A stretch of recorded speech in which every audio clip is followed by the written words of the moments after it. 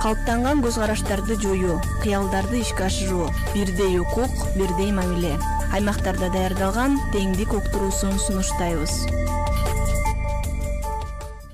Бүгүнкү күндө зомбулуктун бир нече түрүн кездештирүүгө болот. Физикалык, сексуалдык жана психологиялык зомбулук тууралуу көп айтылганы менен экономикалык зомбулук бар экенин жана адам ага кабылып жаткандыгын сезишпейт. Бүгүнкү чыгарылышта экономикалык зомбулук деген эмне жана аны кантип билүүгө болот, анын алдын алуу жолдору тууралуу Оттук айылынын аялдар кеңешинин төрайымы Төлөбүй Бополоңова төмөнкүлөрдү айтат. Зомбулук бул адамдын эркинчиликтөө, анын үстүндө бийликке ээ болуу жана башкаруу максатын көздөгөн системалык түрдө кайталанып туручу баягы адам эркине каршы физикалык, психологиялык, экономикалык жана сексуалдык мүнөздөгү таасир этүүчү актылар. Анын ичинен экономикалык зомбулук мында болсо баягы агрессор адамдын финанс каражаттарын көзөмөлдөп,